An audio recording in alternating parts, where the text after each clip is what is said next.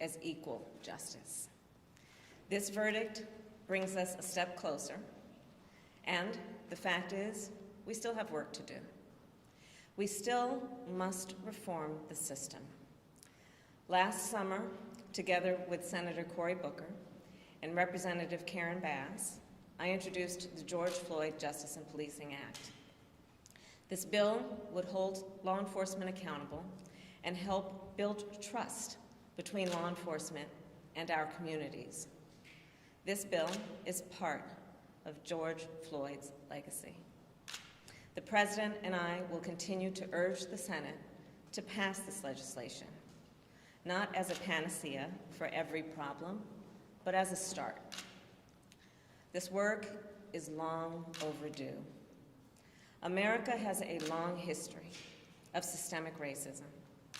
Black Americans, and Black men in particular, have been treated throughout the course of our history as less than human. Black men are fathers and brothers and sons and uncles and grandfathers and friends and neighbors. Their lives must be valued in our education system, in our healthcare system, in our housing system, in our economic system, in our criminal justice system, in our nation. Full stop. Because of smartphones, so many Americans have now seen the racial injustice that Black Americans have known for generations.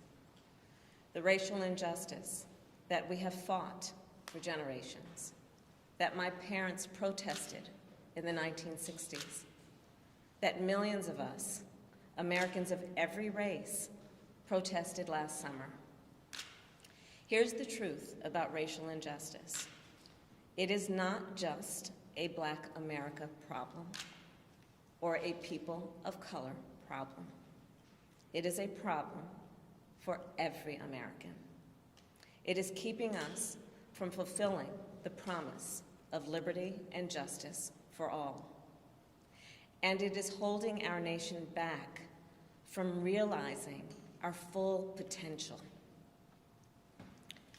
We are all a part of George Floyd's legacy, and our job now is to honor it and to honor him.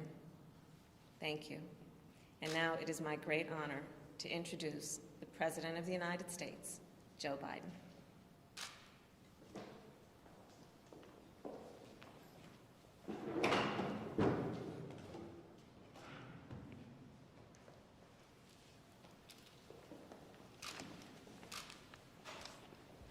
Today, a jury in Minnesota found former Minneapolis police officer Derek Chauvin guilty on all counts in the murder of George Floyd last May. It was a murder in the full light of day, and it ripped the blinders off for the whole world to see the systemic racism the Vice President just referred to. The systemic racism is a stain on our nation's soul. The knee on the neck of justice for Black Americans. Profound fear and trauma. The pain, the exhaustion that Black and brown Americans experience every single day. The murder of George Floyd launched a summer of protest we hadn't seen since the civil rights era in the 60s. Protests that unified people of every race and generation in peace and with purpose to say enough, enough, enough of these senseless killings. Today's verdict is a step forward. I just spoke with the governor of Minnesota, who thanked me for the close work with his team. And I also spoke with George Floyd's family again, a remarkable family of extraordinary courage. Nothing can ever bring their brother, their father back. But this can be a giant step forward in the march toward justice in America. Let's also be clear that such a verdict is also much too rare. For so many people, it seems like it took a unique and extraordinary convergence of factors. A brave young woman with a smartphone camera, a crowd that was traumatized witnesses, a murder that lasts almost 10 minutes in broad daylight for ultimately the whole world to see. Officers standing up and testifying against a fellow officer instead of just closing ranks, which should be commended. A jury who heard the evidence, carried out their civic duty in the midst of an extraordinary moment, under extraordinary pressure. For so many, it feels like it took all of that for the judicial system to deliver a just basic accountability. We saw how traumatic and exhausting just watching the trial was for so many people. Think about it, those of you who are listening. Think about how traumatic it was for you. You weren't there. You didn't know any of the people. But it was difficult, especially for the witnesses who had to relive that day. It's a trauma. On top of the fear so many people of color live with every day when they go to sleep at night and pray for the safety of themselves and their loved ones. Again, as we saw in this trial from the fellow police officers who testified, most men and women who wear the badge serve their communities honorably. But those few who fail to meet that standard must be held accountable, and they were today. One was. No one should be above the law. And today's verdict sends that message. But it's not enough. We can't stop here. In order to deliver real change and reform, we can and we must do more to reduce the likelihood that tragedies like this will ever happen and occur again. To ensure that black and brown people, or anyone, so they don't fear the interactions with law enforcement, that they don't have to wake up knowing that they can lose their very life in the course of just living their life. They don't have to worry about whether their sons or daughters will come home after a grocery store run, or just walking down the street, or driving their car, or playing in the park, or just sleeping at home. And this takes acknowledging and confronting head-on systemic racism and the racial disparities that exist in policing and in our criminal justice system more broadly. You know, state and local government and law enforcement needs to step up, but so does the federal government. That's why I've appointed the leadership of the Justice Department that I have, that is fully committed to restoring trust between law enforcement and the community they are sworn to serve and protect. I have complete confidence in the Attorney General, General Garland's leadership and commitment. I've also nominated two key Justice Department nominees, Vanita Gupta and Kristen Clark, who are eminently qualified, highly respected lawyers who have spent their entire careers fighting to advance racial equity and justice. Vanita and Kristen have the experience and the skill necessary to advance our administration's priorities to root out unconstitutional policing and reform our criminal justice system, and they deserve to be confirmed. We also need Congress to act. George Floyd was murdered almost a year ago. There's meaningful police reform legislation in his name. You just heard the Vice President speak of it. She helped write it.